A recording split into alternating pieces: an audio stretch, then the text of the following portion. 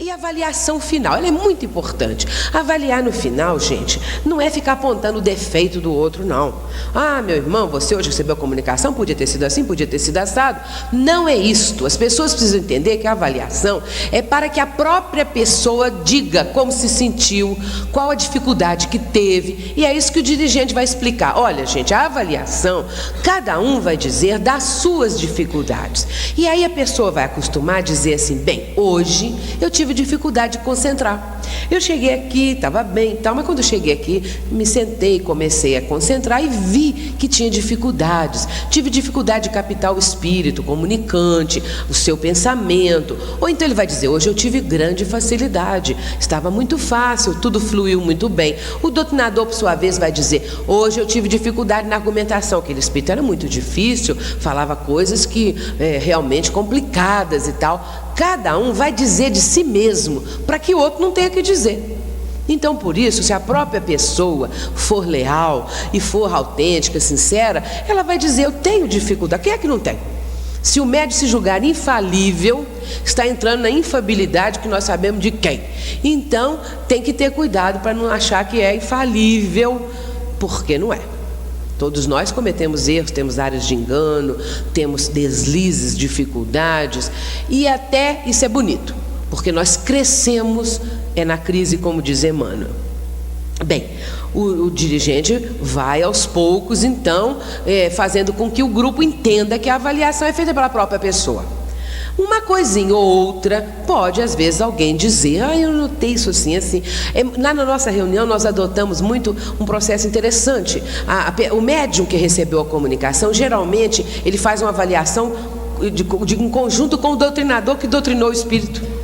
Porque o médium às vezes diz assim, eu recebi um espírito hoje, uma entidade, que começou a falar isso assim, mas o doutrinador usou muito bom. Aí o doutrinador, sim, naquela hora, eu senti que o espírito estava assim, estava assim.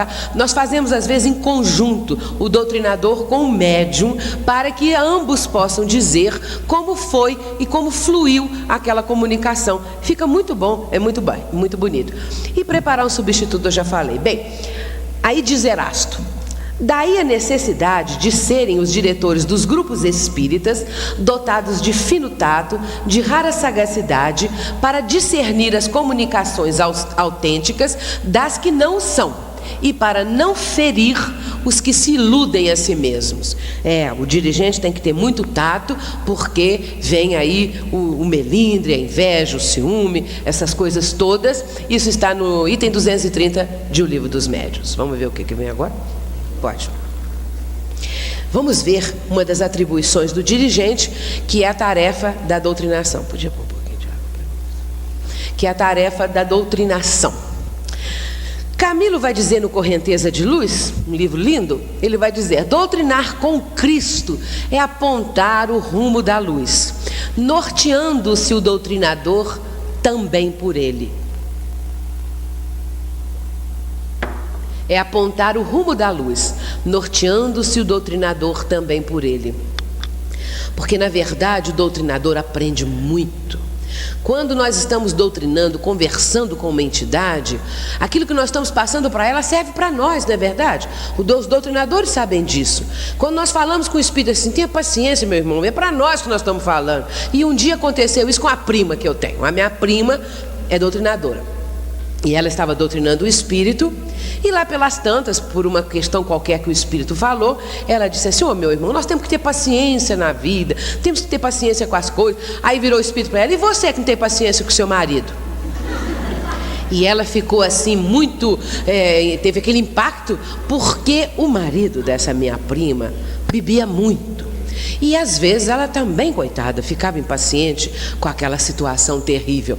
Mas ela foi humilde, tem que ser humilde. Nessa hora a pessoa tem, não é uma falsa humildade. A pessoa tem que reconhecer, é mesmo, meu irmão, eu não tenho paciência suficiente.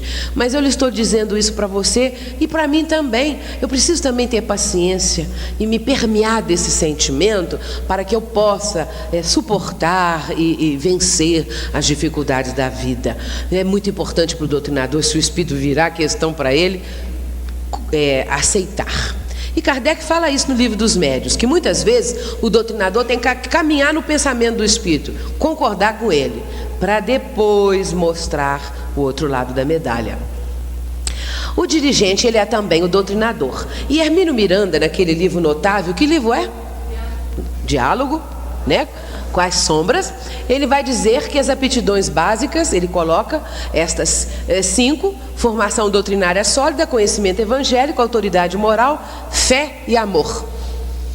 Estas 5 básicas ele coloca. E podemos acrescentar também paciência, humildade, uma energia amorosa, carinhosa, não é? Para com o espírito, prudência é uma coisa muito interessante de ser observada. Sermos prudentes, porque os espíritos às vezes nos desafiam. Ter tato, equilíbrio emocional, objetividade e concisão, porque a doutrinação não tem que ficar meia hora, 1 hora, não é? Às vezes existem comunicações que se prolongam um pouco mais, quando o doutrinador verifica que o caso está sendo bem encaminhado e vai chegar naquele ponto em que o espírito vai ceder, está sendo conquistado pela razão, não é? E André Luiz coloca esta frase, é Alexandre quem disse no livro Missionários da Luz: ajudando as entidades em desequilíbrio, os doutrinadores, né? Ajudarão a si mesmos, doutrinando, acabarão igualmente doutrinados. O doutrinador não está ali por acaso. O médium também não está ali por acaso, o dirigente muito menos. Então, à medida que nós estamos trabalhando o nosso mundo íntimo. Detalhes agora das fases da reunião. A preparação anterior, que já foi dita, e o transcurso da reunião. Esta preparação anterior, ela vem do dia, durante o dia, e enfim, durante a semana, porque a pessoa não é médium só no instante da reunião, não é doutrinador, dirigente, só ali. Lá fora acabou a reunião, eu sou outro. Não, nós somos integrantes de um grupo mediúnico. E a espiritualidade pode nos convocar de repente. Será que estaremos preparados? Bem, o que o doutrinador, o dirigente, vai fazer no transcurso da reunião? Ele precisa acompanhar e verificar o desempenho dos médiuns. Por isso ele tem que estar atento. E por isso o dirigente não deve acumular a função de médium. Isso é uma pergunta que sempre vem. O dirigente não deve ser médium, não pode ser médium, não é bom que ele seja médium, porque ele vê espírito, ele recebe guia. E aí, como é que ele vai acompanhar as dificuldades, o desempenho dos médiuns, se ele está lá com um espírito incorporado, com um mentor, ou o que seja? Ele não deve exercer 2 funções. Por quê? Se ele for médium, então que opte por ser médium, vai trabalhar como médium. E se ele for dirigente, que fique como dirigente.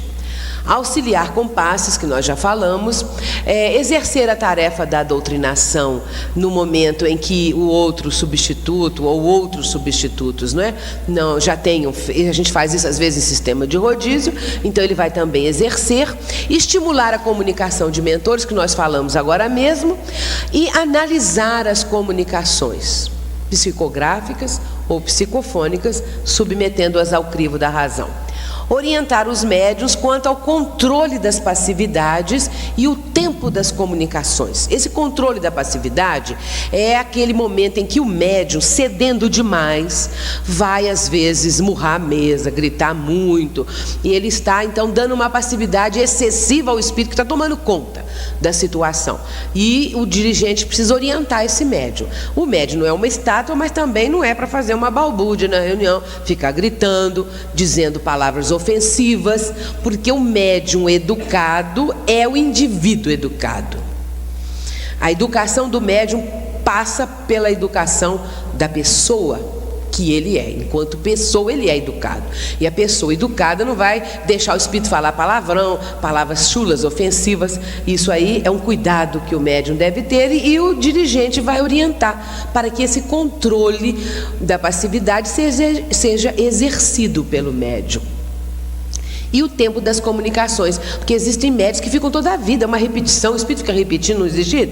Repete frase toda a vida, e aí o dirigente vai orientar, porque isso é um tipo de um cacuete que pode ser resolvido. Pode ser o médium sendo orientado, ele vai ficar atento e a comunicação vai fluir melhor. O que faz o dirigente quando verifica, ou o doutrinador, que está prolongando demais a comunicação? Ele vai dizer para o espírito comunicante: bem, meu irmão, então agora você já ouviu, vamos dizer que o espírito não tenha resolvido coisa alguma, mantenha aquela teimosia. Não adianta ficar ali 10, 15, 20 minutos, meia hora, uma hora, porque afinal de contas ele está cristalizado naquele ponto de vista há dezenas de anos, sabe-se lá, se há séculos, quanto tempo tem. Vamos dizer então: bem, meu irmão, então agora nós já transmitimos para você todas as nossas ponderações, aquilo que nós temos para doar, algumas palavras assim e tal, para que o espírito se retire. Ou então, se o espírito já está realmente conquistado, se já aceitou, se já admitiu, então, olha, meu irmão, do seu lado estão os amigos espirituais que o vão levar, e você agora segue com eles e tal, delicadamente, para finalizar, porque às vezes é o médium que não consegue se desligar do espírito. Ou então ele quer tomar o tempo da reunião, porque aí ele está sendo alvo das atenções, que existe isso, viu? Então o dirigente tem que ficar atento para essas coisas. Dirigindo sessões mediúnicas, o indivíduo é o médium da orientação superior dos emissários desencarnados. Todo cuidado será importante, toda vigilância será bem-vinda. Todo devotamento será imprescindível, é o Camilo que diz, e nós colocamos até essa mensagem no final da apostila que vocês irão receber. Olha bem, o dirigente precisa ter toda a vigilância possível, todo devotamento e todo cuidado. Se ele estiver mediunizado, transmitindo uma comunicação, ele não vai poder exercer esses cuidados todos. Vejamos a entrevista.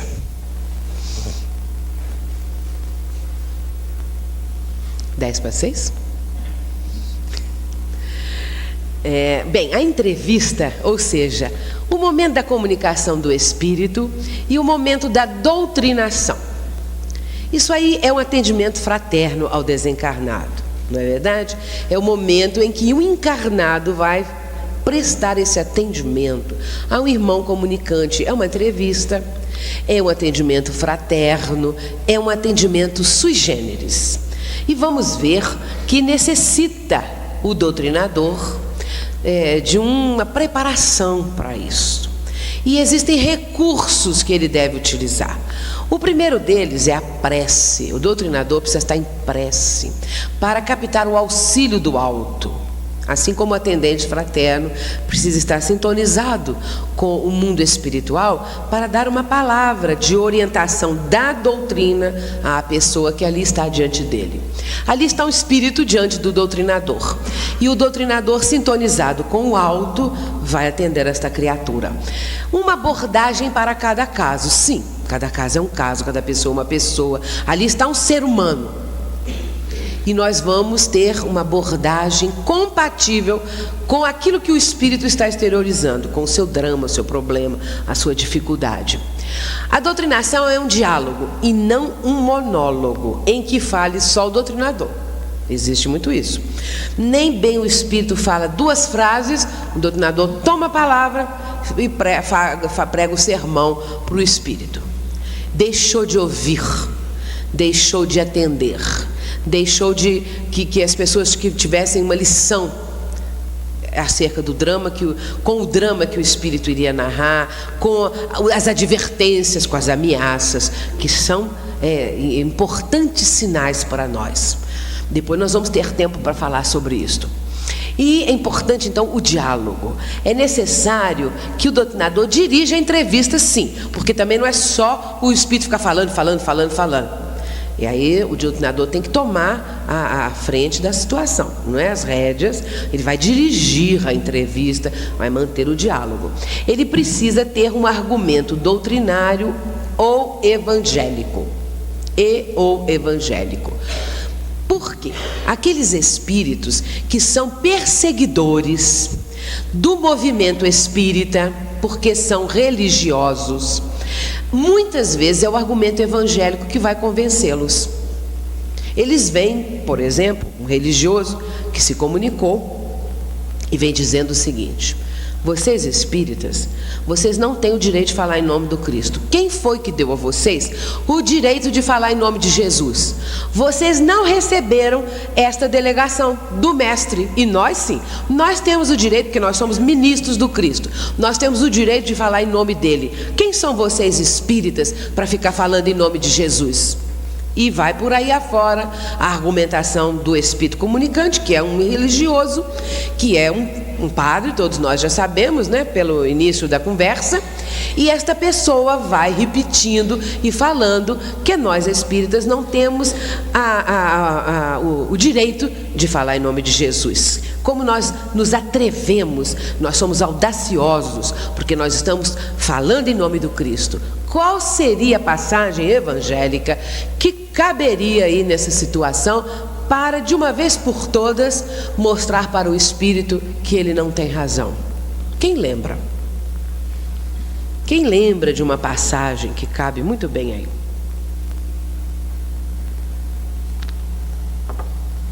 Ninguém?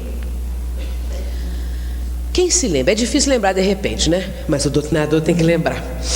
Se o doutrinador conhece o Evangelho, ele vai lembrar, porque a espiritualidade ajuda. Vem a soma. É boa, mas não é essa.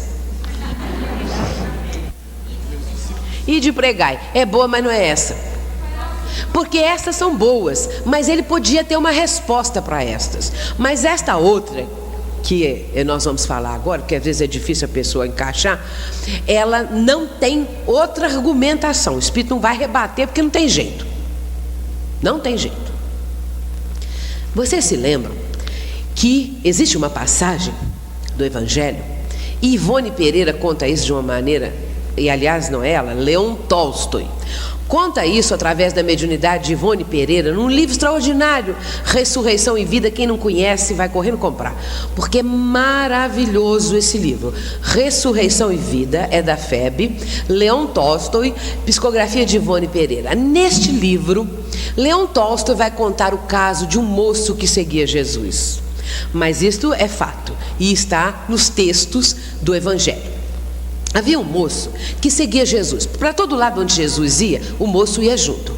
Ele não fazia parte do grupo, não era do grupo dos discípulos, e ficava de longe, nunca se aproximou do mestre, nunca conversou com o mestre, mas ele de longe assistia tudo, ouvia os ensinamentos, e ele levava atrás, nas suas costas, um alforje, uma mochilazinha. Nos tempos atuais diríamos assim, levava ali uma bolsa de couro. Dentro dessa bolsa estavam rolos de papiros, estiletes e tinta.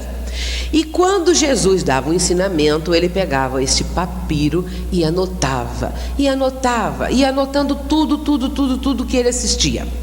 E este moço era de uma dedicação. Jesus ia pelas estradas, Jesus ia para uma casa e ficava lá hospedado, ele arrumava um cantinho numa hospedaria, um lugar qualquer, e lá ficava e seguia Jesus. Um dia Jesus estava numa casa, talvez a casa de Betânia, dos irmãos Lázaro, Marta e Maria, não diz a passagem onde ele estava numa casa, e Jesus estava lá conversando. Lá fora estava a multidão.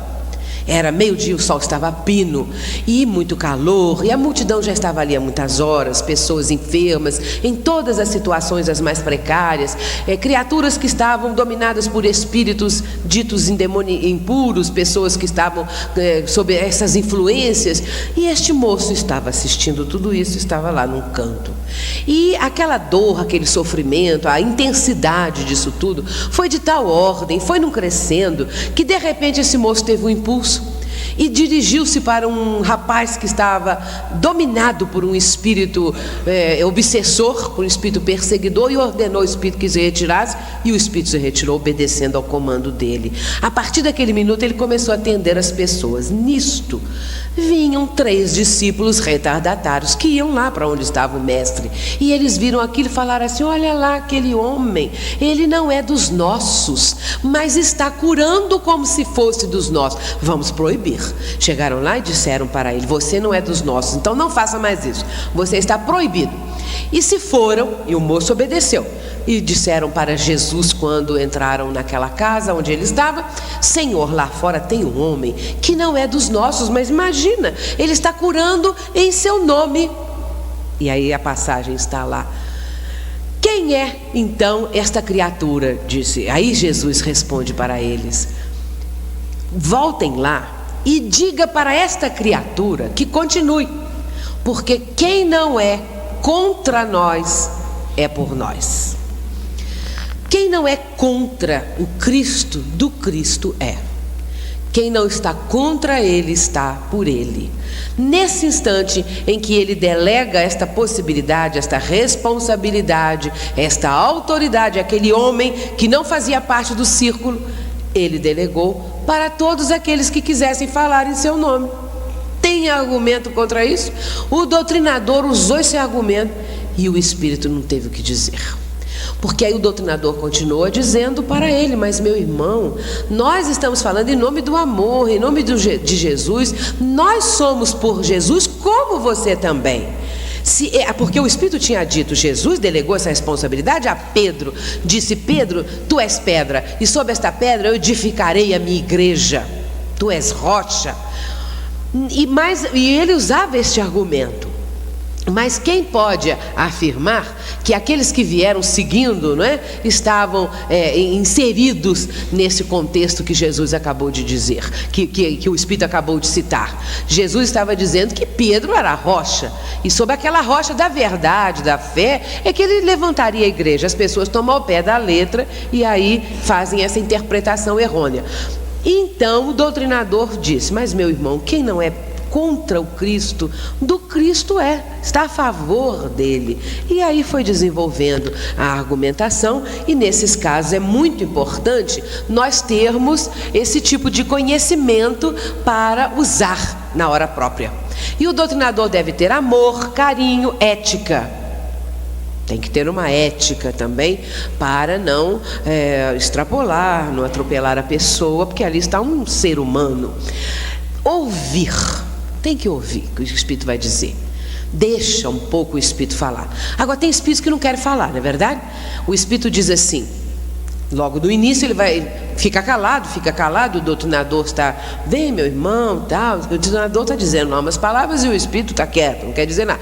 Mas lá pelas tantas o Espírito pode dizer assim: eu não quero falar, eu não quero conversar com vocês, estou aqui forçado, eu estou aqui a contragosto, eu estou aqui amarrado, eu não quero ficar aqui, eu não vou dizer coisa alguma. Mas aí o doutrinador fala mais um pouquinho e o Espírito fala assim: eu não vou entregar o ouro aos bandidos. E os bandidos somos nós, né? Mas aí o doutrinador deve perguntar, fazer perguntas, mas perguntas bem direcionadas. Não cabe aí perguntas: quem é você, quem é seu nome, CPF, né? Essas perguntas não têm cabimento. Quem foi, onde morou, essas coisas que nós não estamos fazendo pesquisa. Mas perguntar ao Espírito: mas meu irmão, por que você está com essa raiva? Aí uma pergunta interessante: meu irmão, por que você não quer falar? Você está com raiva de nós? O que foi que aconteceu, meu irmão? Nós estamos recebendo você aqui em nome de Jesus, com muito amor. Por que você está com raiva? Ah, não quero falar. Não quero falar. Mas por que você disse que está amarrado? Ah, me amarraram. Ou seja, ele está vibratoriamente contido e pensa que está amarrado, não é? Tem alguns que depois de um certo tempo, quando conseguem falar, diz que estavam com uma mordaça na boca. Ou seja, vibratoriamente eles estavam contidos pelo cuidado do mestre, pelo cuidado do médium e pelas correntes vibratórias do grupo. E nesse caso o doutrinador deve fazer perguntas que possam tocar fundo, né, no problema do espírito. A linguagem deve ser à altura do comunicante. Claro que se eu notar que é uma pessoa de poucas letras, uma pessoa simplória, o doutrinador não vai usar palavras rebuscadas. Tem uns que usam, viu? E aí o espírito fala: mas o que é isso que você está falando aí? Não compreendo nada, não sei o que é isso que você está falando. Já ouvi isso. Espírito falar isso com o doutrinador, que o doutrinador ficou falando coisas difíceis e o espírito não sabia nada do que era. Não fazer pressão psicológica. Olha, meu irmão, se você não aceitar isso que eu estou falando, vai lhe acontecer uma coisa muito ruim, viu? Você vai ficar, pode renascer, vai reencarnar, e aí você vai reencarnar aleijado, vai reencarnar sem perna, sem enxergar, essas coisas, essas pressõezinhas que às vezes pode acontecer, né? Uma vez eu vi uma comunicação interessantíssima de um espírito que tinha horror de mulher. horror de mulher. Não, porque ele deveria ter sido traído por várias mulheres, né? E ele não quis contar o caso, assim, com com seus detalhes, né? Então, as mulheres não valem nada, as mulheres não prestam, as mulheres isso, as mulheres aquilo. Ele falou. O doutrinador cansou um pouco, falou: meu irmão, tenha cuidado que você pode reencarnar mulher. Então ele fez uma pressão em cima do Deus me livre, disse o espírito, né? O doutrinador tem que compreender e não julgar o espírito. Para que você fez isso, meu irmão? Então ele vai compreender, né, o que o espírito está dizendo, e não temos que exercer o julgamento das atitudes do espírito. Uma energia afetuosa, evidentemente, quando necessário. Não é se começar a gritar, se começar a falar muito alto. O doutrinador deve falar o nome do médium. Fulano, controla. Dona fulana, só tá falando muito alto, fale mais baixo. Porque o médium ouve, o médium entende, e aí ele vai graduar. Porque o médium perde a noção de espaço, de tempo no momento da comunicação. E às vezes fala muito alto, mas ele não está tendo a noção que está falando alto. E o doutrinador deve falar: dona fulana, fala mais baixo, controle um pouco. Às vezes o espírito está querendo gritar e o médium vai controlar, não é? Diálogo vivaz e não rotineiro, monótono, com uma voz assim sepulcral. Então tem que ter cuidado para ficar uma coisa mais ligeira, mais assim, com mais dinamismo, né? A felicidade. Qual é o objetivo da doutrinação? É fazer o espírito virar espírita? Não é. É fazer o espírito entender que nós somos maravilhosos, espíritas maravilhosos, que nós estamos ali dando lições para ele. Não é. A finalidade da doutrinação é mostrar para o espírito que o caminho que ele está trilhando não é o da felicidade dele. Meu irmão, esse caminho da vingança não leva a nada mais para você. Você não vai ser feliz com isso. Eu vou ser muito feliz quando ele morrer. Eu quero levá-lo à morte, quero levá-lo ao manicômio, ele tem que suicidar. Aí fala aquelas coisas horrorosas que ele está planejando para a sua vítima. E o doutrinador não tem que dizer para ele assim: perdoa, meu irmão. Essa questão do perdão eu adoro. Sabe por quê? Porque muitos doutrinadores, a grande maioria, diz assim para o espírito: perdoa, meu irmão. Perdoa, meu irmão. Aí o espírito pode dizer: queria ver se fosse você. Eu queria ver se fosse você que tivesse passado tudo o que eu passei. Sabe o que ele me fez? Eu sempre conto esse caso nos meus seminários, porque aconteceu na nossa reunião. Porque ele queimou a minha casa, mas antes ele matou a minha mulher, estuprou a minha filha e queimou a minha casa. Eu queria ver se fosse você, se você perdoava. Aí o que o doutrinador vai dizer? Meu irmão, não sei o que eu ia fazer. Eu não sei o que eu faria se eu estivesse no seu lugar. Então não tem que pedir ao Espírito para perdoa, meu irmão. Meu irmão, perdoa. Pense em Jesus, meu irmão, perdoa. Eu quero lá pensar em Jesus, eu quero lá perdoar. Eu não vou perdoar e nem vou pensar em Jesus. É o que o Espírito vai responder. Então nós não temos que dizer para o Espírito: perdoa, meu irmão, pense em Jesus. Nós vamos mostrar para o Espírito que o caminho que ele está trilhando, aquelas ideias, aquelas intenções não levam a nada. Essa questão do perdão, ela é interessante porque dizer para o espírito perdoe, nós precisamos nos perguntar a nós mesmos: e nós já perdoamos? Nós já sabemos exercer o perdão pleno, o perdão integral? Se nós ficamos aborrecidos se uma pessoa esquece de nos cumprimentar e viramos as costas para a pessoa, e às vezes falamos assim: nunca mais volto nesse centro, porque só fulano falou isso de mim, dona fulana falou aquilo de mim, e ficamos magoadíssimos e vamos embora. Como vamos dizer para um espírito que passou aquele drama terrível, que foi levado para a masmorra, injustamente, entre aspas, né? Ficou lá, agora estou dizendo para ele: perdoa, meu irmão. Ele não vai querer saber de perdão. Eu não sei também perdoar uma pessoa que me ofendeu com uma palavra, com alguma coisa. Como é que eu vou propor isso ao espírito? Por isso, nós vamos falar para essa criatura: meu irmão, repara bem. Aonde está aquela esposa que você diz que foi assassinada, a sua filha, que passou por aquela infelicidade toda, aquele drama todo? Aonde estão? Eu não sei. Sumiram, nunca mais tive notícia delas. Você já pensou que às vezes elas podem estar perto de você, querendo se comunicar com você? Como que elas estão querendo e eu não vejo? Porque você só vê esse que fez isso tudo com você. Você está com a sua mente presa ao seu algoz, não é verdade? A pessoa que fez você passar tudo isto. Então você não vê a sua esposa e a sua filha que estão ao seu lado. O doutrinador pode dizer isso porque é uma realidade, que estão ao seu lado ou que querem se comunicar com você, porque você só vê o seu perseguidor de ontem. Por isso, meu irmão, tira um pouquinho a sua mente dessa criatura e deixe isso de lado um pouquinho, porque você está vivendo em função do ódio. Por que você não se volta para viver em função do amor? Do amor da sua esposa, da sua filha, porque afinal de contas, se você está querendo vingar, porque você as ama. E você hoje está querendo tirar uma forra, né? Uma desforra disso tudo que vocês passaram, porque você ficou agredido. Então você quer levar isso adiante.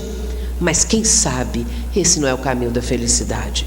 Ah, mas eu vou ser feliz quando ele estiver sofrendo. Será que vai? Será que quando ele estiver sofrendo e passando por tudo isso que você está engendrando, você vai ver sua esposa e sua filha? Ou quem sabe elas já estão aí? Ou quem sabe elas estão procurando se comunicar com você? Agora, o doutrinador deve ter cuidado para não falar assim: e a sua mãezinha? Porque às vezes o espírito vai dizer assim: mas por que você está falando isso? Ela era pior do que eu? Eu sou assim por causa dela? Fiquei assim por causa dela? Então a gente deve evitar mencionar paizinho, mãezinha, irmãozinho. Deve dizer assim: e o seu ente querido? Os seus entes queridos aonde estão? Porque aí abrange um grupo muito grande, não é? Ah, eu não tenho ninguém que me ame? Tem sim, você tem muitos entes queridos. Tem pessoas que te amam e que à distância ou perto você não está vendo, mas que estão aí observando, querem o seu bem, querem a sua felicidade. Você, meu irmão, não precisa manchar suas mãos de sangue. Você não precisa se igualar a essa criatura que fez isso tudo. Você é a vítima, foi vítima, e como vítima você poderia estar numa situação muito melhor. E aí ele vai começar a raciocinar e ele vai dizer: ninguém nunca me disse isso, eu nunca pensei uma coisa dessas. Pois é, meu irmão, mas agora você está ouvindo isto porque nós queremos muito bem a você, porque chegou a hora, porque o Pai do céu é misericordioso. E vai, aí entra aquelas palavras que o doutrinador sabe e está acostumado. Converter, aquilo que nós já falamos, não há necessidade de querer converter o espírito ao espiritismo. Não é esse o papel da doutrinação e a sua finalidade. Mas é convertê-lo ao Cristo, a Deus, né? Para que ele se volte para Deus, para que ele se volte para uma realidade que existe, não é? A questão ali do antes, coloquei ali antes. Esse antes é o seguinte: quando o espírito está assim muito cristalizado no seu ponto de vista, eu vou matar, eu vou arrebentar, eu vou acontecer, eu vou fazer isso, eu vou fazer aquilo, porque ele me fez isso, porque ele fez aquilo, porque ele está falando aquelas coisas todas, e que odeia a humanidade, que odeia os espíritas e que odeia a religião, que quer o caos. O doutrinador, em determinado momento, ele pode dizer para o espírito: mas meu irmão, o que foi que te levou a essa situação? Por que você chegou a esse ponto? Porque antes você não era assim. O antes sempre existiu. Aquela pessoa não foi sempre assim. Houve um momento, houve um acontecimento que fez com que ela ficasse o que ela está se apresentando agora, da forma como ela está se apresentando. Por isso o doutrinador pode dizer que é o ponto nevrálgico da situação. Mas meu irmão, o que foi que aconteceu? Porque antes você não era assim. Eu não quero falar do antes. Eu não quero falar desse tempo, ele vai dizer. Aí você tem a certeza, o doutrinador tem a certeza que ali é o âmago da questão. E vai com cuidado, para não entrarmos numa situação muito delicada, não é? Então vamos dizer para o espírito: mas meu irmão, vejamos, antes você não pensava assim, você tinha outra forma, outra conduta, você deve ter sido muito ferido, muito machucado. E aí o espírito vai começar a ceder, porque ali está o cerne do seu sofrimento, da sua grande dor, que ele tenta esconder com essas atitudes. Então o doutrinador pode usar esse recurso. E antes? O que era antes? Aplicar a psicologia cristã. Efigênio Vitor, um espírito, vai dizer isto numa mensagem que está no livro Vozes do Grande Além. E nesse livro, cujo título, a mensagem tem o título No Trato com os Desencarnados, Efigênio Vitor vai dizer que no momento da doutrinação, em que o doutrinador se aproxima para conversar com o espírito que está se comunicando através do médium, elos de força se formam entre essas três pessoas, espírito, médium e ele, doutrinador. E é um momento muito especial, um momento muito delicado, porque qualquer palavra agressiva do doutrinador vai atingir, sabe quem? O médium. Atinge o médium. Se o doutrinador perder a paciência, se o doutrinador ficar com raiva, ele vai atingir primeiro o médium. Porque nessa hora o médium está com o seu campo de força, com o seu campo magnético, com a sua sensibilidade, toda ela aflorada. E ele está num estado especial de transe, mesmo que seja mais superficial ou mais profundo, dependendo do grau da mediunidade, da passividade. E o doutrinador, vibrando negativamente, ele atinge o médium. Porque o espírito depois se retira. É diferente. E nesse momento, o doutrinador precisa ter muito cuidado. E aplicar a psicologia cristã é usar os ensinamentos de Jesus, usar toda essa psicologia, tudo isso que nós falamos aqui, que são argumentos que levam esta psicologia do amor, né? A psicologia que Jesus transmitiu, ensinou para as criaturas. Nesse aspecto, nós sempre contamos o caso que nós assistimos uma doutrinação, numa época em que nós estávamos escrevendo esse livro Obsessão, Desobsessão, nós íamos muito a outras reuniões em outras cidades, pedíamos licença às pessoas para fazermos uma pesquisa. E nós pedimos para assistir uma reunião em determinado lugar e fomos assistir e comunicou-se um espírito através de uma médium e ele era um perseguidor da doutrina e ele dizia assim: vocês espíritas são ínfimos insetos que nós vamos esmagar, vocês são isso, vocês são aquilo, vocês têm política de bastidores. Ele conhecia um pouquinho o assunto. Vocês têm uma máscara, vocês aparentam uma santidade que não têm. E ia agredindo. E o doutrinador foi ficando nervoso. Ele queria mostrar para o espírito que os espíritas são maravilhosos, caridosos, caritativos. Não, meu irmão, nós fazemos muita caridade, porque nas casas espíritas, isso, aquilo, aquilo outro. E ia desfiando esse rosário de caridades que os espíritas fazem.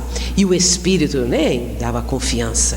E o espírito ia falando, e o doutrinador ficou de tal forma nervoso que o doutrinador, e aí eu tenho que explicar o seguinte, que essa comunicação aconteceu quando houve uma mudança de um papa. Morreu um papa e entrou aquele outro que ficou 3 meses. O João Paulo I, que morreu daí a 3 meses, né? O doutrinador virou para o espírito e disse assim: e vocês que acabaram de matar João Paulo I envenenado? E vocês que fizeram isso, que fizeram aquilo, aí desfiou tudo que aconteceu na Idade Média. E o espírito ficou enfurecido. E o médium desabou em cima da mesa, porque aquilo atingiu em cheio o médium. Essa é a antidoutrinação.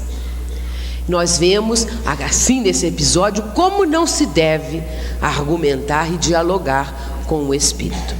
Mas felizmente são as exceções, porque de uma maneira geral os doutrinadores têm esses cuidados próprios. E é dosar a verdade. Ele não dosou a verdade em relação a esse espírito. E vocês que na Idade Média, na Inquisição, fizeram isso, fizeram aquilo. Não é? Mataram Joana d'Arc na fogueira, ele falou com o espírito. Então ele usou de uma psicologia notável. Ele falou aquilo tudo, não é? Então dosar a verdade com o espírito que não sabe que morreu. Não tem isso? O espírito vem, não tem nem ideia que morreu. E vamos ter muito cuidado. Meu irmão, você já morreu. Não morri, estou aqui falando, já morreu sim. Para não matar o espírito de susto. Então nós temos que ter muito cuidado, não é? Temos que dosar a verdade, temos que ter a psicologia cristã conforme o espírito Efigênio Vitor nos aconselha. Nós vamos interromper por aqui, porque depois vamos continuar numa segunda parte.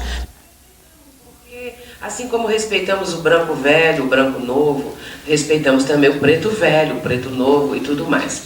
Agora, se o médium trabalha com um dito preto velho, não é?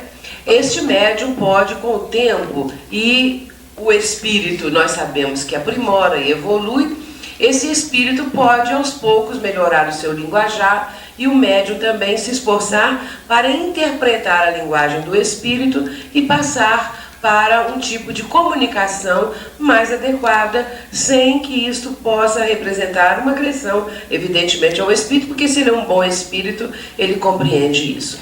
Então, isso acontece também a nível de espíritos que queiram falar um outro idioma. Não adianta vir um espírito falar num idioma que ninguém conhece, porque isso não vai produzir ou resultar em alguma coisa que beneficie a reunião e que beneficie as pessoas presentes. De maneira que o médium é que deve treinar para captar a ideia do espírito e transmitir no idioma no nosso idioma, no idioma que lhe é próprio, porque o médium capta a ideia.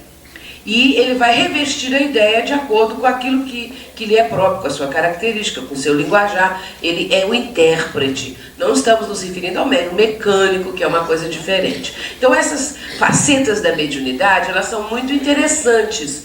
E o espírito que vem com linguajar, assim, ressumando, né, ao africano, algum dialeto, alguma coisa assim, pode o médium também treinando e falar depois de uma maneira mais adequada, mais própria, para que também o espírito se eduque, para que também o espírito tenha oportunidade de se aperfeiçoar, e eles gostam disso.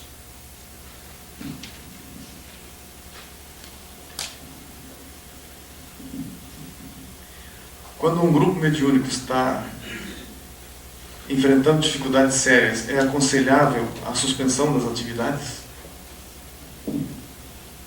Dependendo das dificuldades, sim.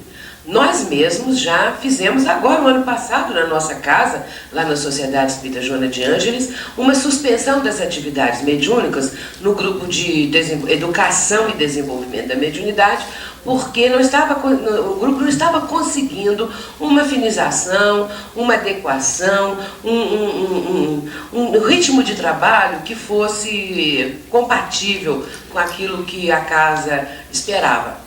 Isso se deu porque as pessoas que iniciaram esse trabalho em conjunto, elas eram pessoas assim, não acostumadas ao estudo, pessoas que enfim tinham vários problemas. E eu sei que depois de 2 anos de grupo, e nós mesmas, estive várias vezes nesse grupo, às vezes eu estive um período de 3 meses frequentando o grupo, para que o grupo pudesse então ter ali o meu apoio. A Abigail, que é a nossa a pessoa que nos ajuda mais diretamente, esteve também 3 meses no grupo. Nós fizemos tudo que era possível. Depois tivemos a orientação do mentor que o grupo deveria passar para grupo de estudos. E depois retomariam mais adiante, e aqueles que tivessem realmente perseverança e interesse, esses permaneceriam. E nós fizemos assim, depois de conversar com o grupo e de ouvir as suas ponderações, depois de tentarmos, depois de buscarmos outros tipos de abordagem. Tivemos reuniões fora das reuniões lá na Casa Espírita, tivemos reuniões em minha casa, tivemos reuniões em casa de Abigail com o grupo, ponderávamos, trocávamos ideias, enfim, procuramos outros caminhos, procuramos um acordo, um acerto de pensamentos, mas realmente o grupo não eram médios e produtivos, muita dificuldade. O grupo agora é um grupo de estudos, e um grupo de estudos de temas ligados à mediunidade. Nós temos lá em Juiz de Fora um tipo de curso cuja sigla é PROGEM. O PROGEM é o projeto de orientação para grupos de estudos da mediunidade. E o PROGEM são apostilas, o modelo, por exemplo, do COEM, que é o grande número aqui de pessoas deve conhecer. Então seria um modelo daquele, no sentido de fascículos, que eu quero dizer, mas adaptados para a época atual. São aulas que nós mesmos escrevemos, um grupo lá de Juiz de Fora, e uma coisa assim bastante prática. E esse PROGEM abrange exatamente 1 ano de estudos. E então o grupo está fazendo o PROGEM. Destas pessoas todas, só uma não voltou a frequentar. Os outros permanecem, acrescidos de outras pessoas que chegaram, e nós temos a certeza que esse grupo está caminhando futuramente para voltar ao exercício da mediunidade de uma maneira mais bem orientada, mais bem conduzida, porque, na verdade, não adianta um grupo improdutivo, um grupo até que possa estar realizando um exercício mediúnico com defeitos, digamos assim, não é? Com problemas, e no caso seria o excesso de animismo, ou seja, os médiuns interferindo muito na comunicação, mas sem terem consciência disso, de uma forma às vezes inconsciente, não é por má fé. E também, às vezes, espíritos mistificadores, que vêm para tomar o tempo da reunião, que vêm repetindo as mensagens, sempre o mesmo teor de mensagens, de forma que esse era um grupo que realmente não ia chegar a lugar algum. Então, até chegaria em lugares, assim, um fim, não é? Mais prejudicial do que produtivo. E, por isso, o grupo foi interrompido. Nesses casos, é oportuno, sim, e é benéfico. E é também um exercício de humildade, é um exercício de perseverança, porque aqueles que realmente estão dispostos passam por cima das vicissitudes, vencem as vicissitudes, superam e aí continuam, porque isso é muito natural que aconteça. Sueli, poderia falar um pouco sobre comunicações simultâneas? As comunicações simultâneas, André Luiz vai falar a esse respeito no livro Desobsessão. Ele ali admite duas comunicações simultâneas. E nesse caso, médiuns adestrados, médiuns que tenham um controle para isso, doutrinadores que falam a determinado tom de voz, mas aí depende da reunião querer adotar isso ou não, viu, gente? Porque se a reunião achar por bem manter apenas uma comunicação, tudo bem. Mas se a reunião resolver adotar duas comunicações simultâneas, que os médiuns sejam avisados para não haver uma barulhada, uma coisa que possa tumultuar. Agora, mais do que duas, aí já vira um pouco de confusão, um pouco de tumulto, né? Eu já vi reuniões com 3, 4 comunicações simultâneas e é um falatório, uma coisa terrível. E de maneira que duas comunicações, elas permitem ainda que as pessoas em volta aproveitem a comunicação, o recado que os espíritos estão transmitindo. No caso, estamos nos referindo a comunicações para a doutrinação, não é? De espíritos sofredores, de espíritos obsessores. E nesse caso, duas no máximo. Uma comunicação, todos ouvem. Duas, uma parte ouve, porque serão aqueles que estão mais próximos do médium que está recebendo a comunicação. E nós adotamos lá na nossa casa duas comunicações simultâneas, porque os médiuns já estão bem adestrados para esse tipo de trabalho. Sueli, pedir para o plano espiritual mostrar um quadro onde começou o drama do espírito comunicante é aconselhável, permitido, necessário ou desaconselhável? Depende muito da circunstância. Não é uma coisa perniciosa, evidentemente, não é? É um recurso que está à disposição dos encarnados, mas à disposição aí entre aspas, porque a espiritualidade sabe o momento. Às vezes nós estamos achando que aquele é o momento, mas pode acontecer que seja um pouco mais para frente ou não naquela reunião. Enfim, o doutrinador, ele vai receber possivelmente, se ele está bem sintonizado, a intuição do momento próprio. E aliás, essa pergunta é oportuna porque nós vamos falar nisso agora. Em seguida, no que nós vamos apresentar são os aspectos espirituais da doutrinação que, ao terminarmos aqui as respostas, nós passaremos para esse item e vamos tocar nesse ponto. É válido ter dois doutrinadores na mesma reunião e se alternarem nas doutrinações? Não apenas é válido, como é ótimo. 2 ou até 3, se houver número maior de médiuns, né? 5 médiuns, por exemplo, pode até ter 3 doutrinadores. 2 doutrinadores já está bom, preferível do que 1. Porque 2 doutrinadores já são 2 formas de abordagem, 2 maneiras de dialogar. E um doutrinador precisa aprender com o outro, porque ninguém é completo. Assim como um médium não tem todas as faculdades, e nem deveria, nem poderia, um médium complementa o que falta no outro, isso é muito importante. Como também um doutrinador preenche, completa aquilo que falta ao outro, às vezes mais fluência, mais perspicácia, porque o doutrinador precisa ser perspicaz para apreender também qual é aquele ponto que ele deve tocar, qual o melhor caminho para conduzir o diálogo, de forma que, às vezes, um tem mais isso do que o outro, mais conhecimento, e um ouvindo o outro, se for o caso, poderá aprender com ele. Então é bom haver mais de um doutrinador. Sueli, sou dirigente de um grupo mediúnico, mas divido a doutrinação dos espíritos com mais de 2 pessoas. Nesse caso, tendo mais de um doutrinador, eu, como dirigente, posso desempenhar a função de médium? Tem mais de um doutrinador, mas não tem mais de um dirigente. No caso do dirigente médium, é uma questão delicada, viu?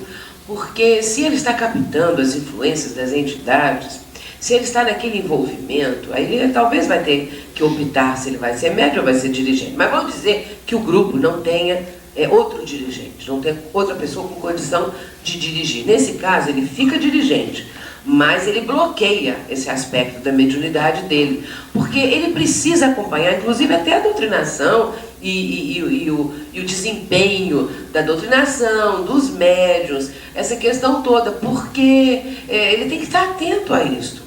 Argumentos que às vezes o doutrinador possa não usar de uma maneira tão bem colocada, que depois pode ser objeto de uma ponderação, até particular às vezes, o desempenho do médium, a vigilância em torno de aspectos da reunião que estejam ocorrendo, porque os espíritos benfeitores permitem muitas vezes que espíritos perturbadores, espíritos que desejam, de uma certa maneira, testar, provar qualquer coisa na reunião, atuem, sim, permitem o ingresso deles, e eles podem, às vezes, lançar aqueles fluidos torporosos, às vezes à distância, no grupo, e aí vem aquele sono, aquele torpor, quase invencível, e várias pessoas começam a sentir aquela sonolência, aquele torpor, e às vezes se deixam dominar por esse torpor.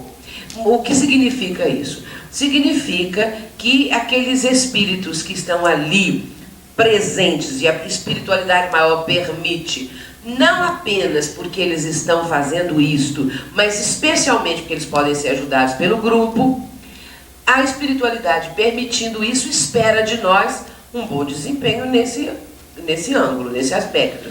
Nesse caso, qual é o nosso bom desempenho? Lutar contra o sono, vencer isto, porque a pessoa que se deixa dominar pelo sono, ela fica como que anulada no trabalho, porque ela está dormindo, e é isso que a espiritualidade contrária deseja, não é?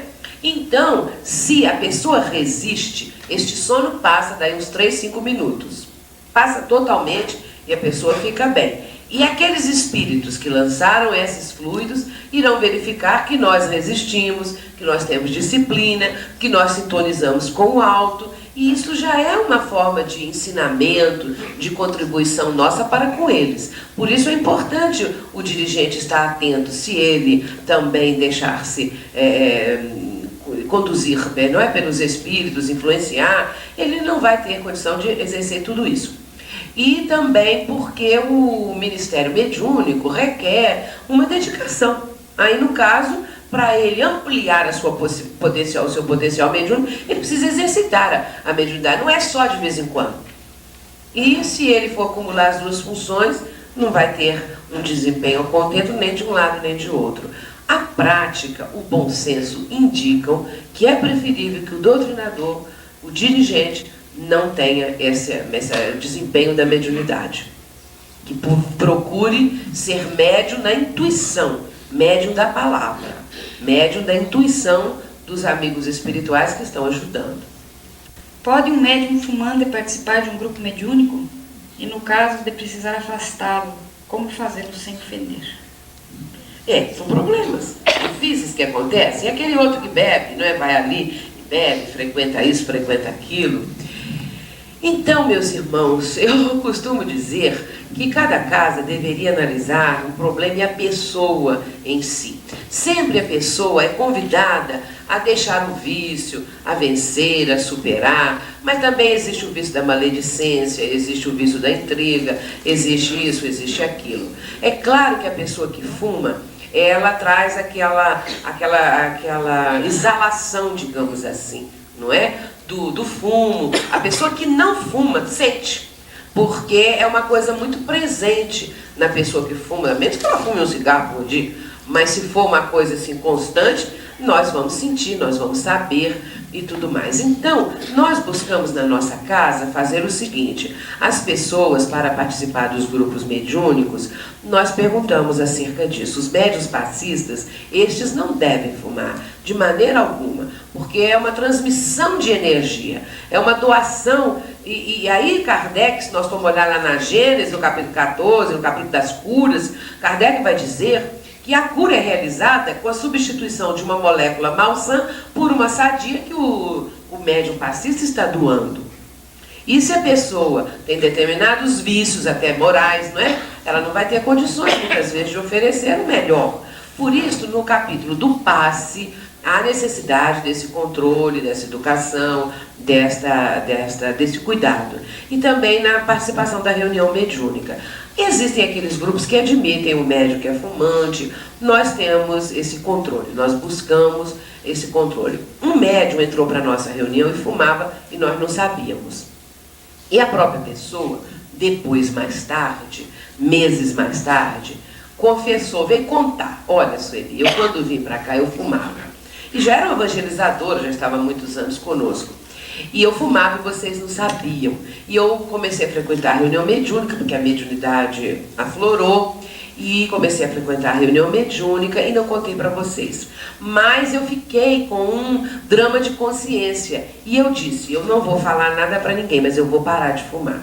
O dia que eu já tiver um tempo de ter vencido o fumo, o cigarro, então aí eu falo. Mas eu quero ter certeza que eu venci. Então ela estava me dizendo: hoje eu estou dizendo para você que já há 6 meses que eu não fumo, e eu tenho certeza que agora eu já venci e tudo mais. Aí nós ficamos muito felizes, porque às vezes a pessoa vem e esconde. Se for uma coisa assim muito leve, às vezes a gente não sente, né? De maneira que isso aí, nós lá adotamos esse cuidado, viu? Sueli, como agir em relação aos médiuns que frequentam o grupo mediúnico somente a cada 15 dias? Ou seja, uma semana sim, outra não? Eu não aguentaria ficar de 15 em 15 dias só no trabalho da mediunidade. E creio que para o médium isso não é bom, não é produtivo, não é? Porque é aquela disciplina e aquela continuidade que vai fazer com que o médium cada vez mais tenha uma maleabilidade, tenha um desempenho cada vez com mais facilidade. Agora, vai uma semana, falta uma. Vamos que na seguinte a pessoa tem um impedimento também, não vai, aí já são 2 semanas, e assim a coisa vai cada vez rareando mais. Nós achamos importante que seja semanal. Uma pergunta seguinte: como deve ser visto o atendimento de pessoas com problemas espirituais nas reuniões de mediunidade? Problemas espirituais obsessivos, seria isso? Problemas Possivelmente, e pelo que se depreende da pergunta, seria a presença dessas pessoas nas reuniões mediúnicas. Lê de novo, por favor. Como deve ser visto o atendimento de pessoas com problemas espirituais nas reuniões de mediunidade? Nesse caso, são membros, integrantes da reunião? Isso é que eu gostaria de saber. São integrantes ou estão ali momentaneamente? Vieram para tratamento? Isso, você sabe explicar isso?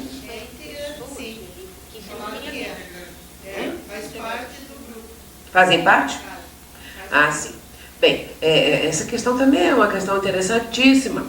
Ainda essa semana eu recebi telefonema de uma pessoa de uma outra cidade, amiga nossa, que veio nos dizer que no grupo que ela frequenta, lhe foi dito que ela estava com problemas espirituais. E esta pessoa, ela notou que o grupo estava passando uma fase muito difícil. E notou também que determinadas criaturas do grupo estavam enveredando assim por um caminho estranho. Começaram por cantar Ave Maria o tempo todo.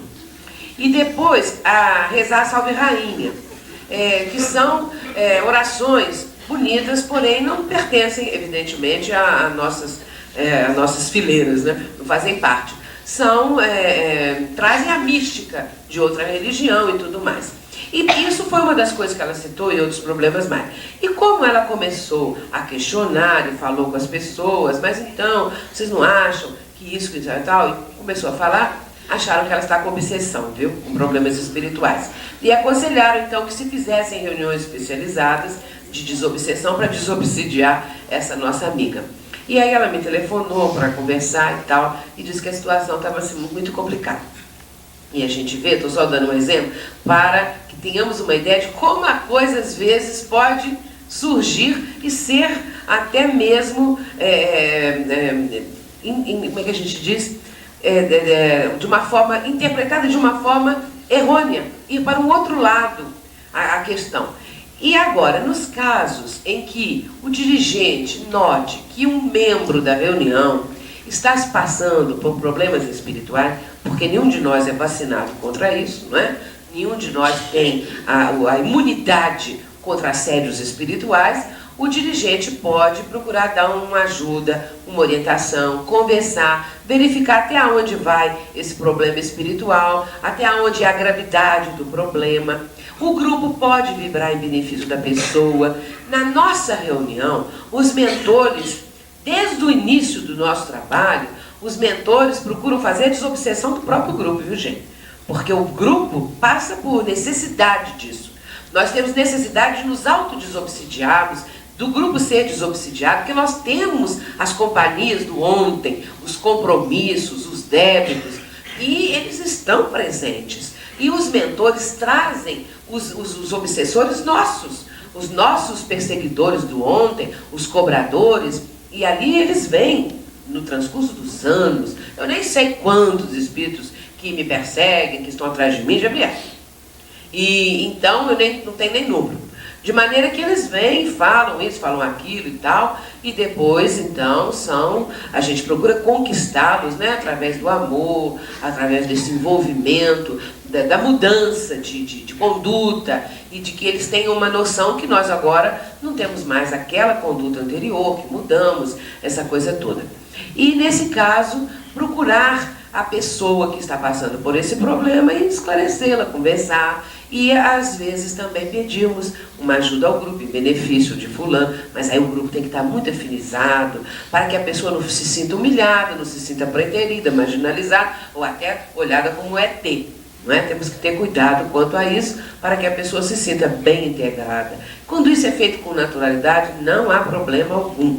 Quando a coisa é muito grave, porque pode caminhar, não é? Para um processo mais grave, pode até a pessoa, através de uma orientação, ou do mentor, ou então do próprio dirigente, ser avisada, alertada e orientada para que pare um pouco de frequentar, para que vá passar por um tratamento fluidoterápico e tudo. Às vezes a pessoa fica melindrada, viu, gente? E às vezes até se afasta. Mas aí se afastar e for embora, nós vamos falar, vai com Deus, meu irmão.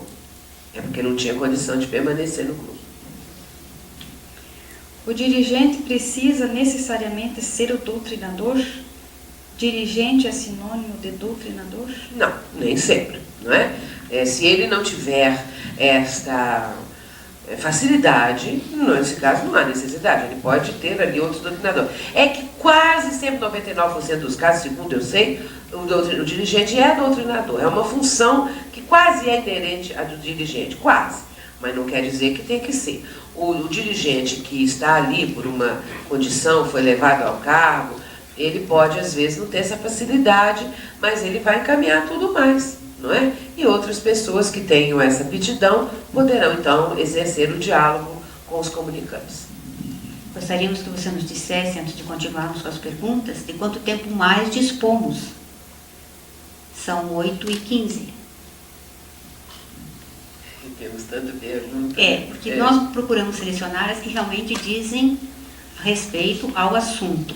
Né? Porque às vezes vem perguntas que estão por fora, né? Fora do assunto, que fogem. E nesse caso, realmente, mais umas 2 ou 3 perguntas e mais 5 minutos. Ok. Vou procurar ser mais breve. Então vejamos, existe a pergunta seguinte: que dizer de um grupo mediúnico que seja formado por pessoas de várias casas espíritas? Esse grupo se reuniria com o exclusivo objetivo da reunião mediúnica. Bem, é uma experiência que nós não conhecemos. Naturalmente, o grupo mediúnico ele precisa ser formado de pessoas afinizadas. Eu não entendo por que, no caso aí, pessoas vêm de várias casas mediúnicas. Será que de várias casas espíritas, será que nessas casas espíritas não existe reunião mediúnica, não acontece reunião mediúnica? Será por isso que eles se reúnem? Porque não existe mediunidade, exercício nessas casas? Bem, se for, aí talvez seja uma reunião para que as pessoas que são médios e que trabalham nessas casas possam exercitar essa faculdade. Mas se não for isto, eu realmente não consigo assim prever, alcançar o que significa esse tipo de reunião, porque se as pessoas já nas suas casas espíritas têm reuniões mediúnicas, não seria melhor que elas frequentassem ali para fortalecer a reunião, participar? Eu não sei se isso é falta de afinidade, então aí eu vou deixar em suspenso essa resposta. Que livros a senhora recomenda para aprofundamento no estudo da doutrinação dos espíritos? Diálogo com as Sombras, o livro do Raul, o Correnteza de Luz, qual é a TT que ele fala mais? O Diretrizes de Segurança, porque o que a gente vê é que existem mensagens esparsas. Livro mesmo sobre doutrinação é o Diálogo com as Sombras, que é um verdadeiro tratado, não é? E de Hermínio Miranda, que é esse escritor fabuloso, na minha opinião, o melhor escritor espírita encarnado que nós temos. E no momento, pelo menos. E Hermínio Miranda faz ali uma abordagem maravilhosa do assunto. E outros são mensagens esparsas. Nós temos um seminário, viu gente, sobre doutrinação também. E nesse seminário nós fizemos uma pesquisa e colocamos toda essa bibliografia. Mas mensagens que estão aqui e ali, em vários livros, e aí fica até difícil. Essa que nós citamos no livro Vozes do Grande Além, que é de Efigênio Vitor.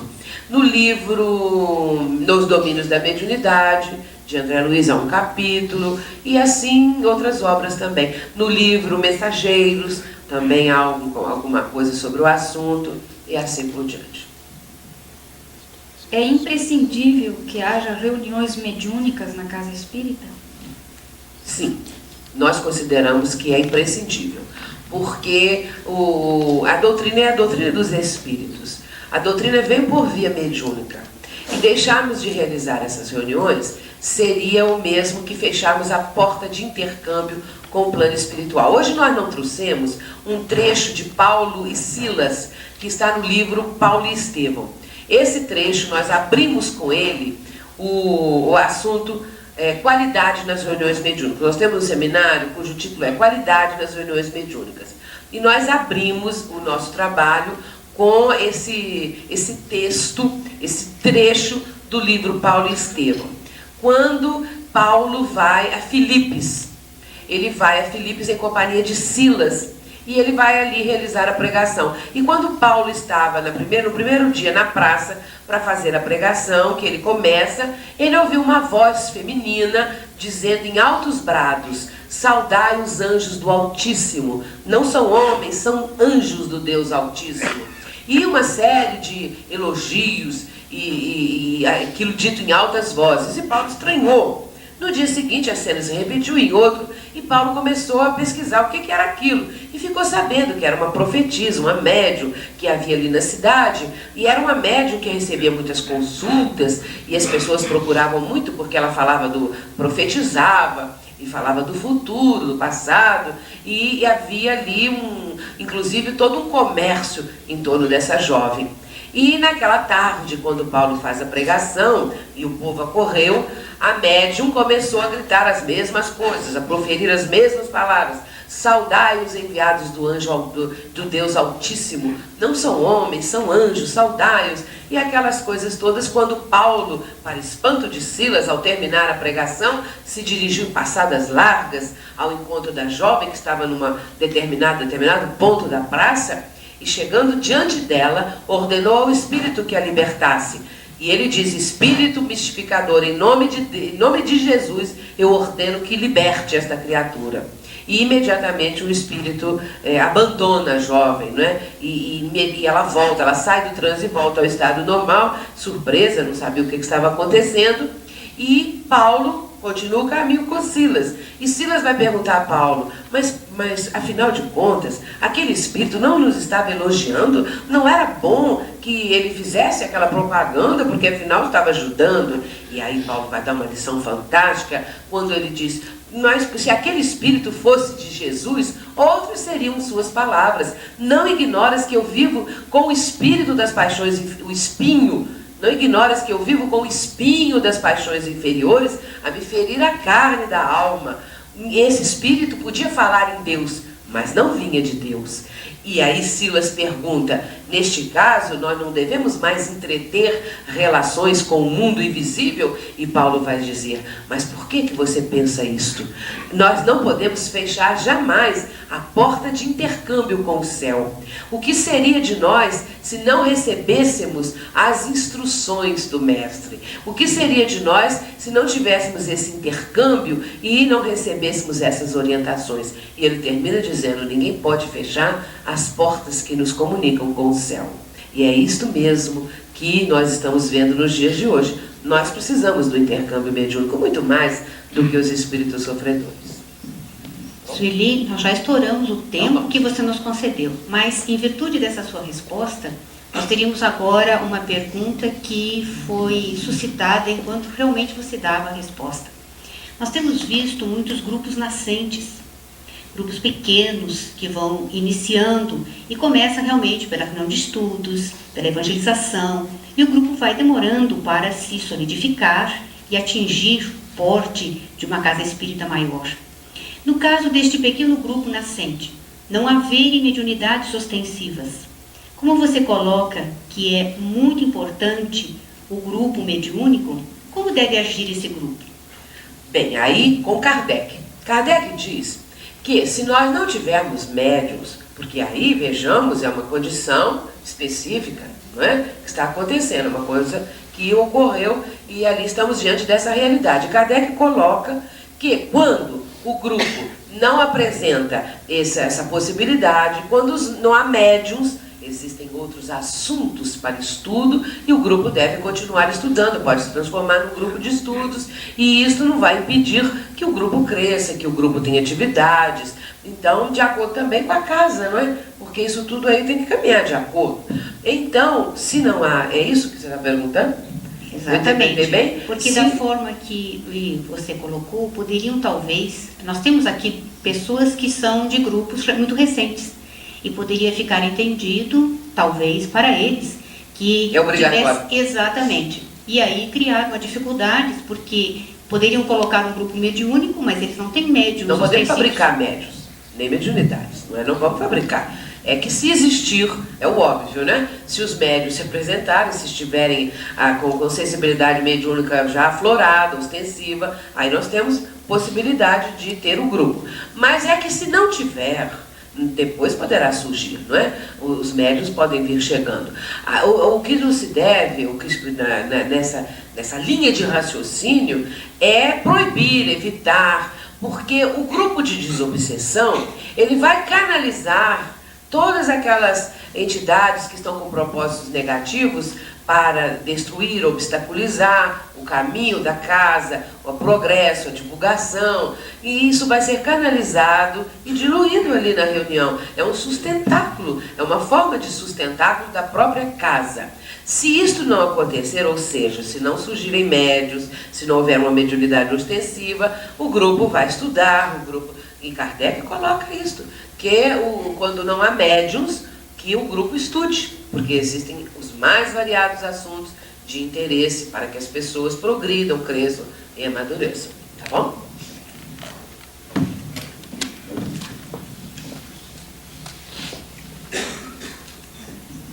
Bem, então nós vamos prosseguir exatamente com aquele ponto que citamos, aspectos espirituais da doutrinação.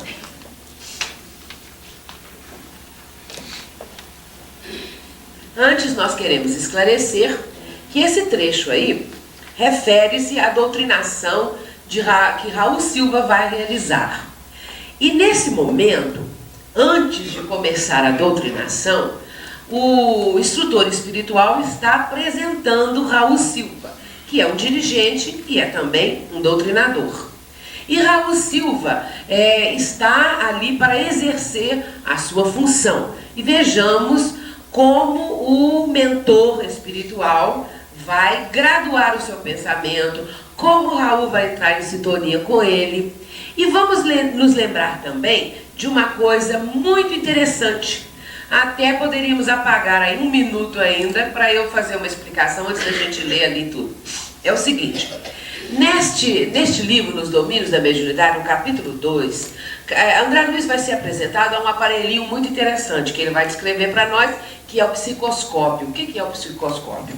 Quem se lembra? Quem leu o livro deve se lembrar que o psicoscópio é um aparelho que seria como que aquilo que vai auscultar a alma das pessoas. E André Luiz se admira muito de ver esse aparelhinho e de estar tendo a oportunidade de testá-lo. O psicoscópio, meus irmãos, ele tem a possibilidade de verificar o estado vibratório das pessoas.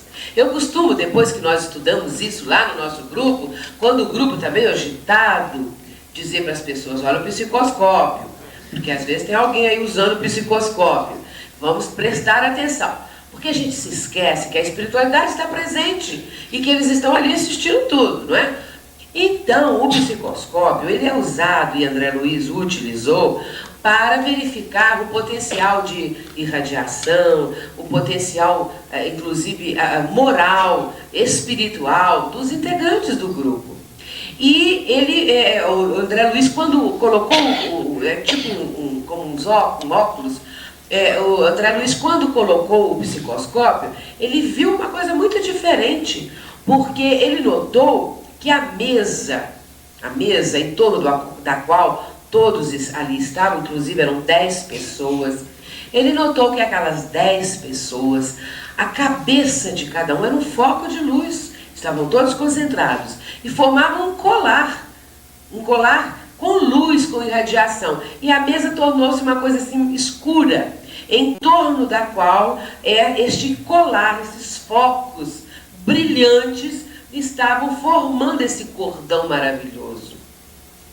Eu acho que nós também formamos um cordão maravilhoso. Quando nós, na nossa reunião, conseguimos concentrar bem, conseguimos entrar numa sintonia superior, conseguimos estar ali sempre com assiduidade, com pontualidade, com responsabilidade, com amor, tudo isso que nós já falamos, não é? Na noite de hoje. Por isso, vamos nos lembrar do psicoscópio e da potencialidade desse aparelho. E imaginar, será que tem alguém aqui com o psicoscópio para ver se nós estamos vibrando, sintonizando, ou como estamos, afinal de contas. E é essa questão aí que nós estamos apresentando. O potencial de radiação das pessoas é então observado com o psicoscópio. E André Luiz observou que cada pessoa possuía determinado potencial de radiação. Claro, uns têm um potencial maior, melhor, e outros menos. E a aproximação do mentor, quando ele se aproximou de Raul Silva, imaginem, ele não é médium ostensivo, ele é o dirigente da reunião e é também doutrinador, mas ele recebia a intuição do mentor. O mentor se aproxima dele, é uma pessoa sensível, e ele vai graduar o seu poder vibratório. O mentor amortece, diminui o seu potencial vibratório, para que Raul Silva sintonizasse na mesma frequência. Então ele baixa um pouco, ele amortece o seu elevado tom vibratório. E a ação do mentor é sobre o cérebro de Raul. E ele põe os dedos sobre o cérebro do Raul. E nesse momento Raul começa a captar o pensamento e ele vai fazer uma prece. O mentor está orando, mas Raul está repetindo. Raul está captando e com suas próprias palavras ele vai transmitindo. Vejamos as reações de Raul. O mentor envolveu Raul numa vigorosa onda de força, que a partir do plexo solar, se tornou então, se transformou num estímulo luminoso que ia dos nervos até o cérebro. E jato de forças mentais partiu do espírito mentor, né, do mentor espiritual, sobre Raul. Esse é sobre o psiquismo de Raul, que apoiando-se no plexo solar, elevou seu sistema nervoso central como uma energia elétrica da usina emissora chega até a lâmpada de uma residência, de uma casa, de um poste, e surge a luz. Nesse momento, Raul ficou envolvido nessa luz, nessa luminescência do mentor. O mentor graduou, evidentemente, o seu pensamento, a transmissão da mensagem, e nesse contato espiritual, as forças que se derramavam do mentor também eram, passando por Raul, se transformavam, se derramavam através das suas palavras, vindo do cérebro para a boca do dirigente. Ele então transmitia aquelas palavras e eram como raios luminosos que envolviam as demais pessoas. Esse é todo um envolvimento de amor, um envolvimento de luz.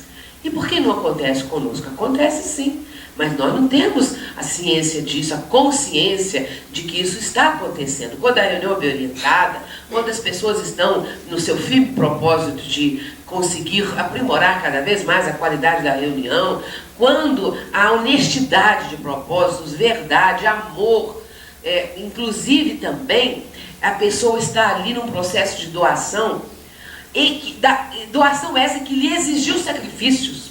Porque o que nós vamos notar é que quando nós entramos nessa disciplina, pequeninas coisas vão surgir na nossa vida que nós vamos ter que sacrificar, não é verdade? Porque às vezes nós temos uma festinha e não vamos, ou deixamos para ir quando acabar a reunião depois, mais tarde, ou no outro dia para cumprimentar a pessoa, porque nós temos a tarefa, nós temos o trabalho. Outros momentos, alguma coisa que aconteça e que nós temos que deixar, porque ali está a nossa responsabilidade. E essa cota de sacrifícios pequeninos ou maiores, isto também vai ser um crédito em favor daquele que dirige e em favor dos integrantes. Continuando, vejamos que a sintonia entre o mentor e o Raul, e o dirigente, se tornava cada vez mais estreita. O pensamento e a vontade do mentor, condensados na emissão mental, envolve Raul em profusão de raios, que ele absorve primeiramente pelos poros. E Allan Kardec fala lá na Gênesis isto, que nós absorvemos pelos poros perispiríticos, os fluidos ambientes. Quando nós vamos no lugar onde o ambiente é negativo, pesado, as pessoas absorvem pelos poros perispiríticos. Por isso, quando a pessoa é sensível, ela sente mal em determinado ambiente. Ela sente que o ambiente é desfavorável, é pesado, é negativo. E também o contrário acontece num bom ambiente. Pelos poros que são como miríades de antenas. Essa emissão mental adquire o aspecto de impressões fracas. Não é uma coisa assim, essa emissão pelos poros. Não, então a pessoa, o que acontece? Os pelos ficam eriçados, a pessoa tem aquele calafrio, não é? Não quer dizer que todo calafrio é espírito. Mas naquele momento sim, porque ele estava no envolvimento do mentor. E isso tudo vem então através do perispírito e depois registrando no corpo físico. Essas impressões apoiam-se nos centros do corpo espiritual, o perispírito, que funcionam como condensadores, atingem o sistema nervoso, acumulando-se e reconstituindo-se automaticamente no cérebro, onde possuímos centenas de centros motores, semelhante a milagroso teclado de eletroímãs ligados uns aos outros, em cujos fulcros dinâmicos se processam as ações e reações mentais, que determinam vibrações criativas através do pensamento e da palavra, considerando-se o encéfalo como poderosa estação emissora e receptora, porque é ali no encéfalo, no centro do cérebro, que o mentor está atuando, e depois isso tudo, passando por tudo isso que nós acabamos de falar, vai ter como alto-falante a boca do dirigente, que então vai transmitir a mensagem. é uma coisa que, olhando assim, é muito complexo. Sim, é complexo, mas é instantâneo, porque é um processo que o mentor tem condições de realizar. Porque ele tem capacidade para isso, ele sabe atuar, evidentemente, e é assim que a coisa se processa. Tais estímulos se expressam sob o comando direto da mente. Por ora, nós não temos condições ainda de avaliar. Ele faz uma comparação à falta de outra, dizendo que no nosso cérebro nós temos esses centros motores, centenas de centros motores, e que ligados uns aos outros e funcionam como um milagroso teclado, como se fosse um teclado.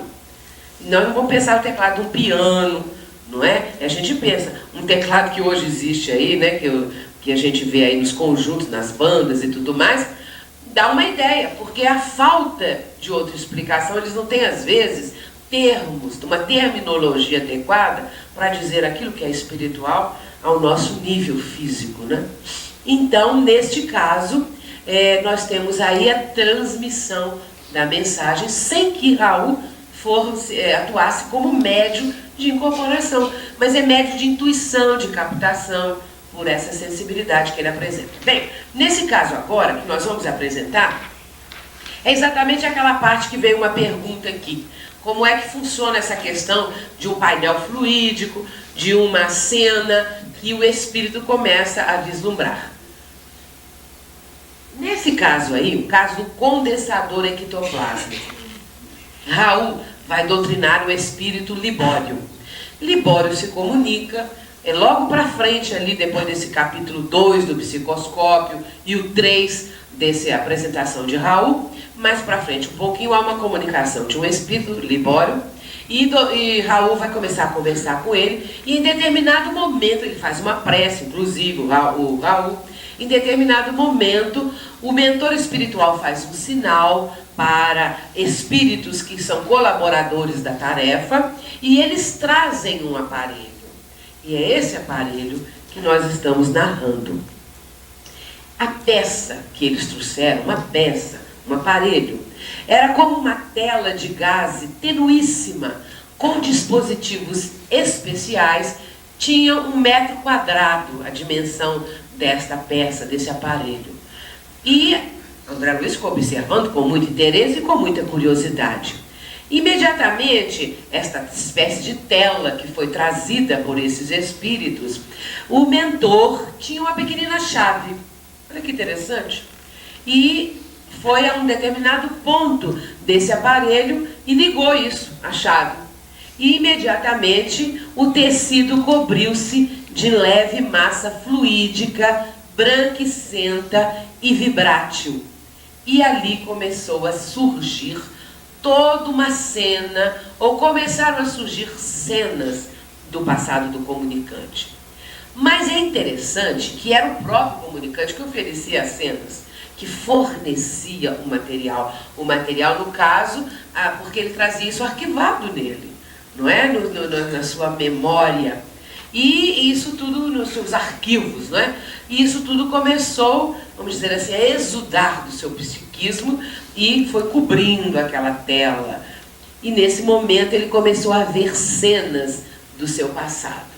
E é nessa hora que o espírito começa a sentir o quanto ele errou também no passado, o quanto tudo aquilo que aconteceu antes tem a ver com o que ele passou e está passando no momento. E depois há uma decisão final do espírito, diante disso tudo, de recomeçar, de se renovar. E foi o que aconteceu. Esse aparelho tem a propriedade de concentrar raios de força projetados pelos componentes da reunião. Ele reproduz imagens que fluem do pensamento do próprio comunicante, conforme nós já falamos. Mas vemos aí que o grupo fornece a condição para isso. O aparelho tem a propriedade de concentrar raios de força projetados pelos componentes da reunião. Uma reunião é um ser coletivo. Lembramos? Uma reunião é um ser coletivo, cujas qualidades e propriedades resultam dos seus membros. Se nós fornecermos propriedades significativas, os mentores têm com que trabalhar. E aí surge isso. Vem o condensador ectoplásmico, ou vem um painel fluídico, ou que aparelho seja. Afinal de contas, nós estamos fornecendo um bom material. André Luiz observa que, sendo um condensador de forças, o êxito depende de todos os integrantes.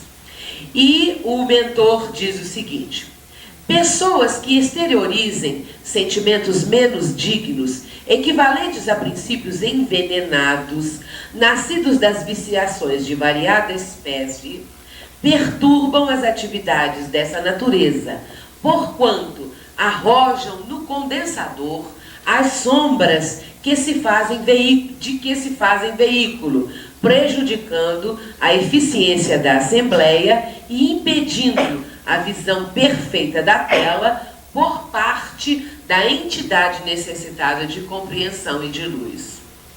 Nós, com a nossa incúria, com a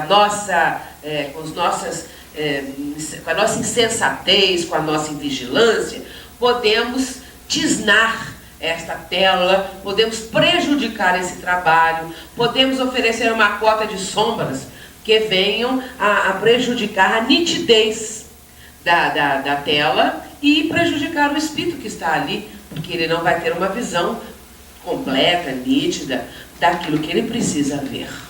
Por isso o grupo tem que estar muito afinizado, o grupo tem que estar atento, vigilante, para fornecer um material cada vez melhor. Isso está nos domínios da mediunidade, no capítulo 5. Vemos aí, meus irmãos, o quão importante é o trabalho também da doutrinação, é o trabalho do próprio grupo. Quando a gente estuda o lado espiritual da reunião, é fantástico isso. Porque às vezes a gente fica só olhando o ambiente físico, o desempenho dos encarnados, mas é muito importante mostrarmos o lado espiritual da reunião. Como se processa toda essa atividade espiritual para que nós tenhamos uma ideia do quanto os mentores fazem e do quanto nós podemos atrapalhar, o quanto nós podemos prejudicar. Porque numa reunião mediúnica, aquele que não está ajudando está atrapalhando, está obstaculizando, está impedindo, está perturbando com a sua mente invigilante, com a sua mente inquieta, que está ausente da finalidade do trabalho, de forma que esse cuidado, essa vigilância é muito importante. Nós estamos caminhando aqui para a parte final e vamos colocar o decálogo do dirigente e depois o dirigente e o movimento espírita.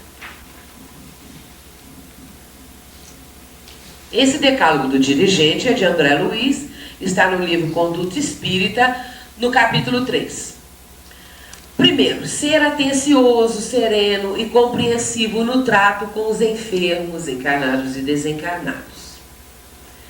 Segundo, observar rigorosamente o horário das sessões, com atenção e assiduidade. Nós estamos vendo aí uma síntese de tudo que nós já falamos.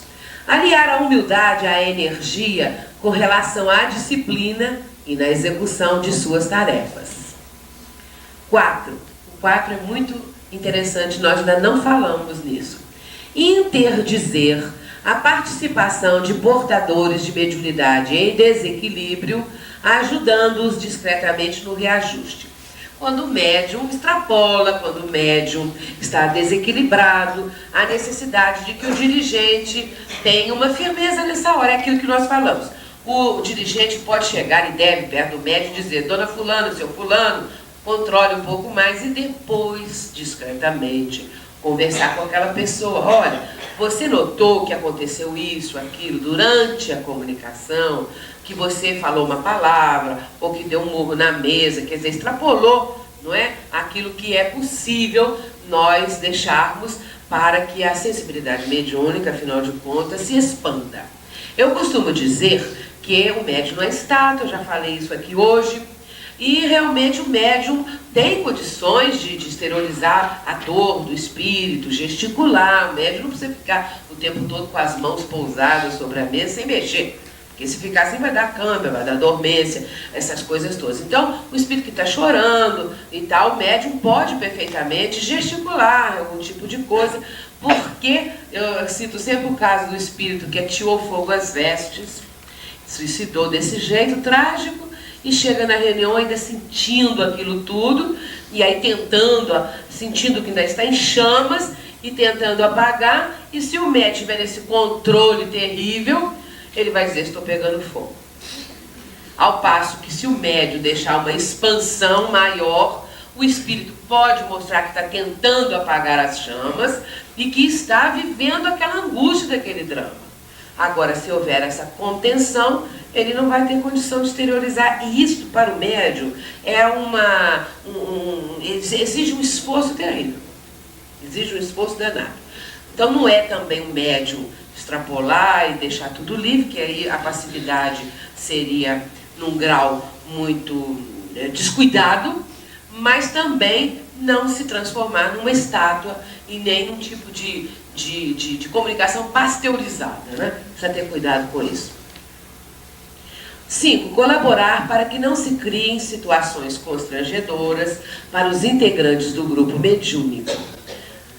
Essas situações constrangedoras seriam determinados tipos, às vezes, de malquerenças, ciúmes, disputas, alguma coisa que, afinal de contas, possa perturbar o bom clima, o bom andamento, o bom convívio. E é o dirigente que vai tentar minimizar, resolver, contornar situações constrangedoras que possam surgir.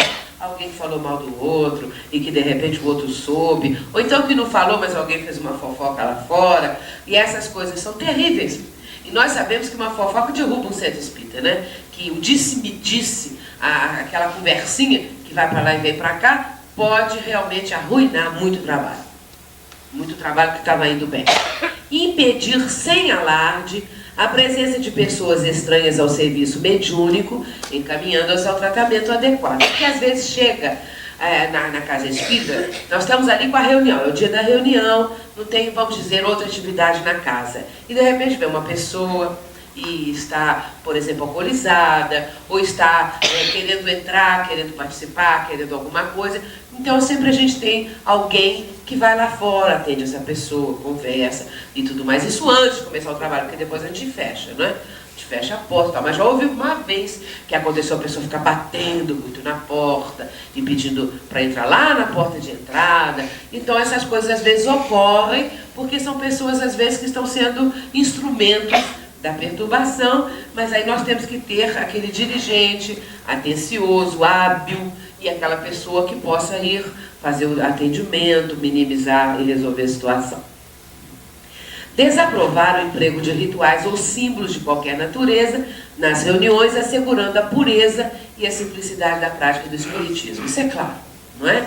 Nada de qualquer ritual. Agora, tem gente que pensa que realizar a prece no início da reunião e outra no fim é ritual. Não é não, isso é método. Nós temos que ler o que é método, a definição do dicionário. Vejamos no dicionário depois o que é ritual, o que é método, o que é organização, porque nós vamos ver a diferença. Ritual é outra coisa diferente. Isso aí é um método de trabalho que nós adotamos. Então o método é esse assim. O ritual é diferente. Se rejeitar sempre a condição simultânea de dirigente médico psicofônico. André Luiz está falando isso aí. Rejeitar sempre esta possibilidade de ser dirigente e ao mesmo tempo médico psicofônico. Escolher uma outra tarefa, né? Evitar as comunicações simultâneas. A disciplina sedimenta o êxito. Nesse caso, nós temos ideia que ele deve estar falando de mais do que duas, porque ele próprio, André Luiz, vai falar no livro Desobsessão, leiam lá, que duas comunicações simultâneas são possíveis de serem mantidas. Fugir de julgar-se superior somente por estar no comando. Não é a posição que exalta o trabalhador, mas sim o comportamento moral com que se conduz dentro dele. Ele não é superior. Numa reunião mediúnica, todos são importantes, todos têm igual equivalência, todos são equivalentes na importância, no significado, no seu valor dentro da reunião. Não é porque ele está no comando que ele é melhor, maior, mais elevado. Então, essa ideia o dirigente deve ter no seu mundo íntimo, que ele é um colaborador, é um líder, sim, porque ele está nessa função de liderança, mas ele tanto influencia o grupo quanto recebe a influência dele, conforme nós vimos. Então, meus irmãos, nós aí temos esse material de reflexão acerca do dirigente. Não existe muita coisa na literatura espírita acerca dessa tarefa.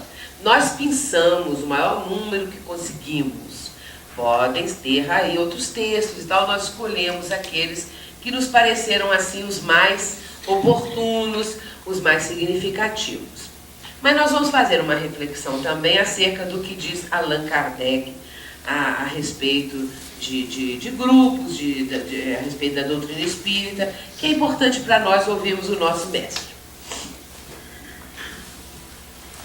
Ele está falando no célebre item 350, uma nova era para a humanidade. Que importa crer na existência dos espíritos, se essa crença não faz que aquele que a tem se torne melhor, mais benigno e indulgente para com seus semelhantes, mais humilde e paciente na adversidade, de que serve ao avarento ser espírita se continua avarento? De que serve ao orgulhoso se conserva cheio de si? Ao invejoso se permanece dominado pela inveja?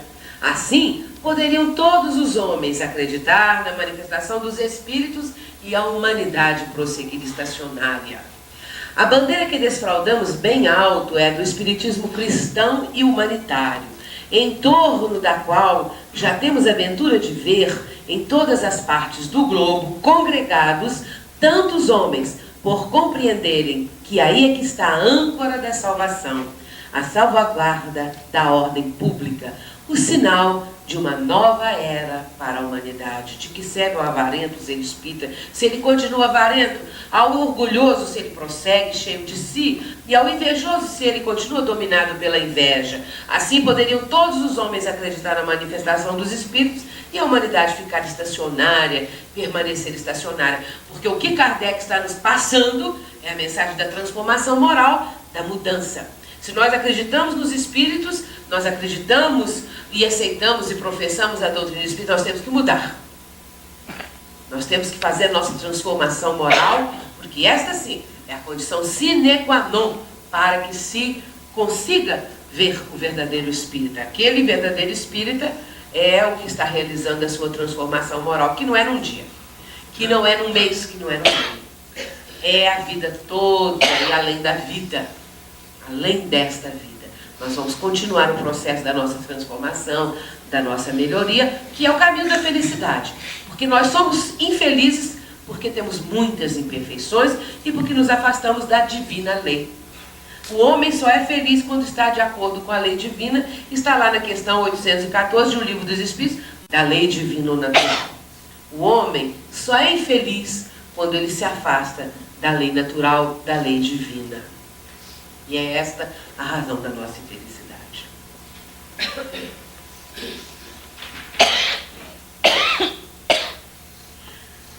Allan Kardec nos está dando também uma lição no livro Viagem Espírita, 1862, editora Clarim. Eu amo esse livro. É um livro pequeno, às vezes nem todos conhecem. Viagem Espírita em 1862, porque ali nós vamos encontrar a vivência de Kardec.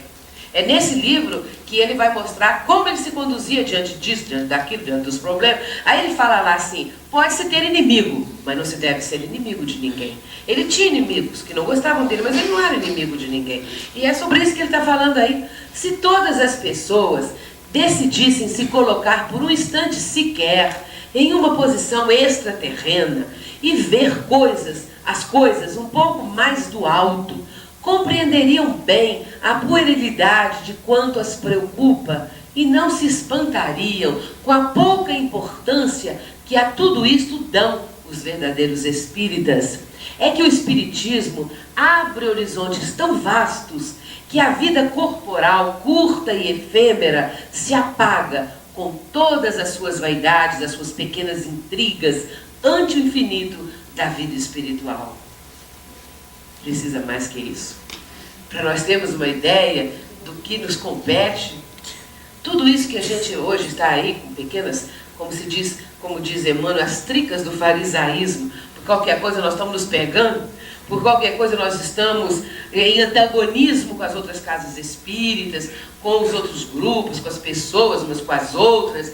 Mas aí está Kardec dizendo, se nós nos colocássemos um pouquinho do mais alto, como que espiritualmente estivéssemos olhando lá do alto as coisas, tudo isso seria muito pueril, não teria importância nenhuma. As vaidades, as intrigas, porque ante o infinito da vida espiritual, isto se apagaria completamente.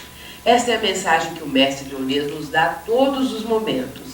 Esta é a sua lição de vida. Leiamos Viagem Espírita em 1862, porque nós vamos ver o que ele diz lá. E ele então vai mostrar porque ele silenciava muitas vezes diante das intrigas, diante das perturbações, por que ele defendia a doutrina quando no momento certo, quando ela era atacada. Ele, quando era atacado pessoalmente, não se defendia, mas quando era doutrina, ele defendia a doutrina, dando uma lição maravilhosa de coragem, de amor à causa, de colocar a causa acima de tudo e de viver a causa, porque aqui ele nos mostra a sua conduta, a realidade, como ele se colocava diante dos percalços e das dificuldades. Antes de encerrarmos, nós também vamos ler agora uma mensagem do Dr. Bezerra de Menezes para fechar o nosso tema da noite, do dia e da noite. Essa mensagem, Dr. Bezerra de Menezes transmitiu a Divaldo através da psicofonia. Nós gravamos, depois transcrevemos, hoje ela já está em livro. E é uma mensagem que nós consideramos assim da maior importância. O título é A Grande Luta.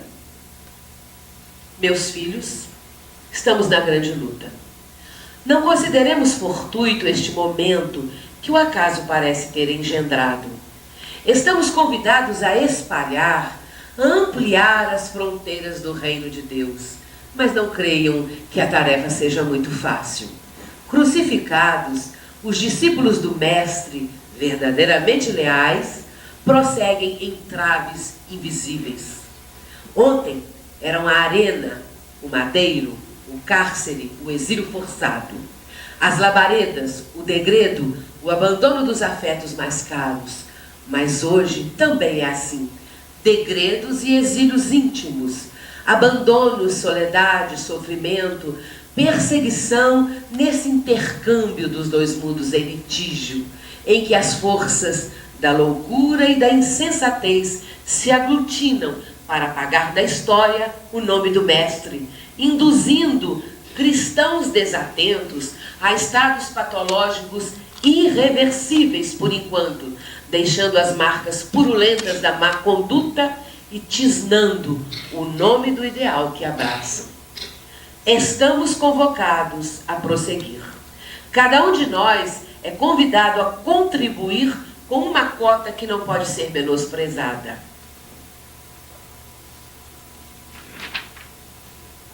O testemunho silencioso, aureolado de alegria, porque o reino não é daqui, não obstante aqui comece. O reino não é daqui, não obstante aqui comece. Demo-nos as mãos e preparemo-nos, porque a luta recrudescerá. As dificuldades multiplicar-se-ão. O profano insinua-se no divino, o vulgar no especial, o ridículo no ideal. Tenhamos cuidado, meus filhos, para que as nossas casas não sejam invadidas por torvelinhos que lhes descaracterizem a pureza da vivência evangélica ali instalada. Mantenhamos-nos unidos, sem que os miasmas da perturbação nos intoxiquem e as imposições do desequilíbrio se estabeleçam. Cristão sem sacrifício está sem Cristo. Discípulo sem disciplina encontra-se sem mestre. Aprendiz sem dever está a própria sorte. Jesus nunca nos desampara, mas é provável que o pretiramos para irmos, por preferência, em busca de outros condutores, mas consentâneo com as nossas aflições desmedidas e necessidades falsas, acalentadas no desperdício. Uma equipe de trabalhadores que compreendem o significado da fé, vivendo pela fé, para a fé, é que o Senhor de todos nós espera neste momento. Bezerra de Menezes.